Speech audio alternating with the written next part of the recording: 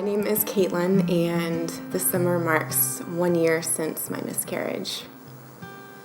Through waters uncharted, my soul will embark. I'll follow your voice straight into the dark.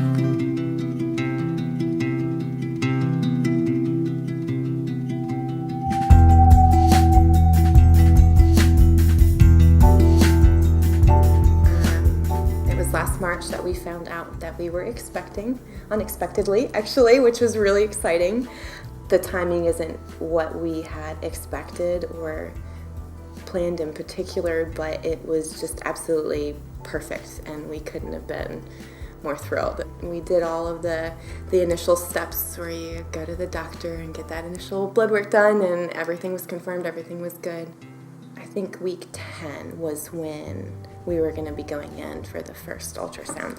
So we had a couple months where we were just planning and excited and telling our families. I actually had a sister-in-law who was pregnant at the same time and another sister-in-law who was pregnant at the same time, and so it just felt so surreal and so exciting, and why wouldn't you want to share that with your family?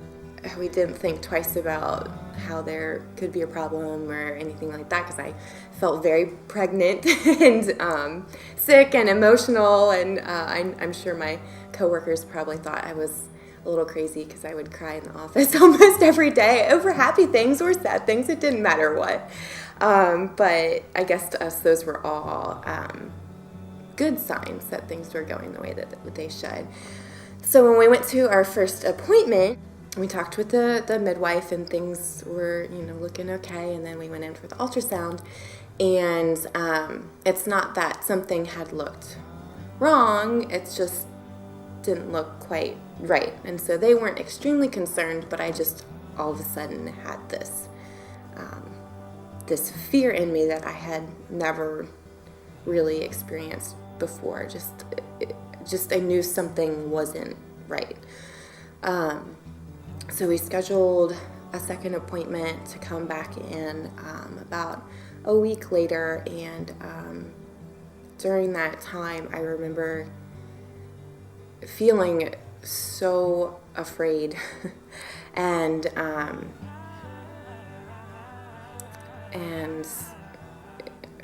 I didn't really know what to do with that, other than just praying, and even then I didn't really know what to be praying for, because I just had this feeling inside of me, and I didn't want to try to just pray it away, but I guess what I kind of concluded was just to pray for peace, because what was happening, and at that time I didn't know quite what, but we went in for our second appointment, and that's when they confirmed that we had lost the baby. And so we were just outside of 12 weeks at the time.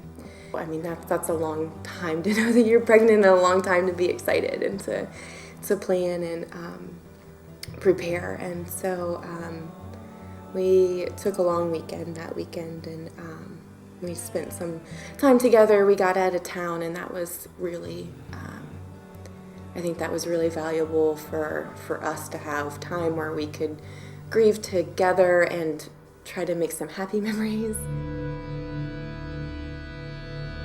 It's only been a year, but it feels like it's flown but been an eternity at the same time.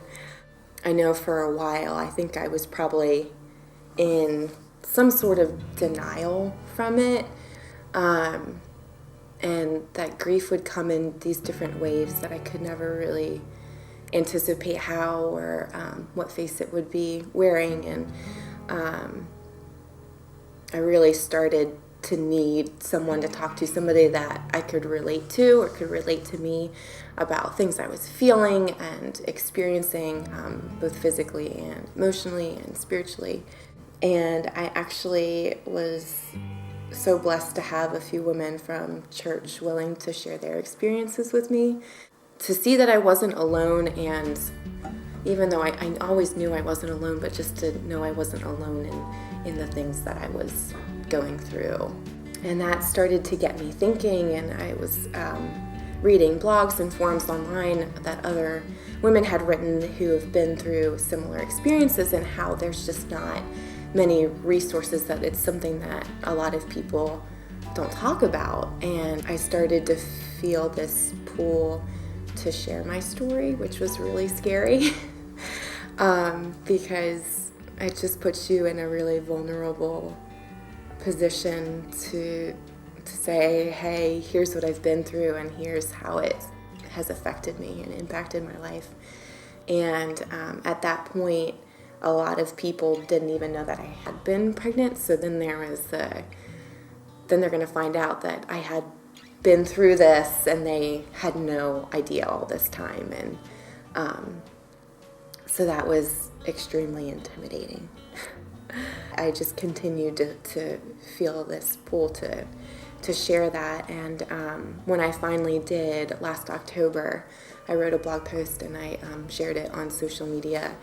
I was overwhelmed not just by the loving response that I received, but also the response from so many other women who had been through it, who had never shared it, or I just wasn't aware of. And I think just that knowledge was so comforting, not that they had to go through that too, but knowing that so many other people have walked those steps and they've gotten through, and hearing how that has strengthened their faith and their relationships, and how it doesn't have to be this big, scary, negative thing that, I mean, it partly is, but not in its totality. Community support was so invaluable to me in that time. I could not have done it without that. That is, to me, is one of the most beautiful things about community, is you're there to celebrate with one another and to mourn with one another and everything in between. And that's the way that I believe God intended it, because when we feel alone, that's when the darkness starts to creep in. I said this at the end of my blog post I'd written in October. I said, on the one hand, bottling up your aching heart and guarding it out of fear of vulnerability can seem like the safe thing to do. But sharing my heart has been one of the biggest healing components for me the last few months. Healing I know I could not have achieved if I had tried to face this on my own. There's a song by Josh Garrell's White Owl. He's kind of been the soundtrack of Stephen's and my relationship. Time after time, there's just been a song for everything. And White Owl was a song of his in particular that just really tugged on my heart when I was pregnant. And I was listening to the car every day, and I'd start to sing it. I won't sing it for you, don't worry. But I would sing it to the baby every day. And it was such to me, it was kind of this charge here, you're inside of me, I'm your home right now, but one day it's gonna be your time to go. And all this time that we've been preparing you, and you've been prepared to go out and to live this life for Jesus, which is filled with uncertainties, but so many promises that he will fulfill. And so this song, I think I listened to it and would sing it just about every day during our pregnancy and even after. And so one day this past winter, I was listening to it in the car it could have been the 300th time. I have no idea.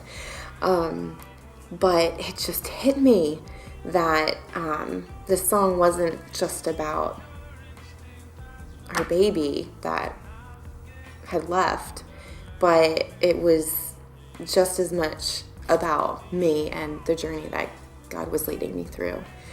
And I just sat in the car in our driveway just weeping and going through tissue after tissue. And I finally called Stephen and I said, you have to come out. And he says, where are you? And I said, I'm in the car.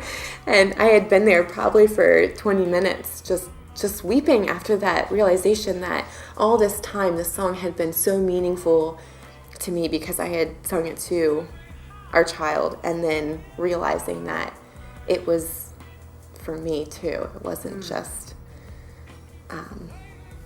for her. And that moment when I realized that God was building me into a home and to be that shelter, and that this was just part of that process, I had no words. It just was one of those moments where I was completely overwhelmed by God's presence and his love and his provision in a time that was so hard and dark. And I just was so thankful that, you know, he can speak to us in those little ways that we don't really think about sometimes, but sometimes it just hits you, and you know that there is no doubt that that is him speaking love to you. And it was just a few months later that we found out we were pregnant again. One of the things that I really noticed with this pregnancy is that a lot of the fear that came from last year is resurfacing.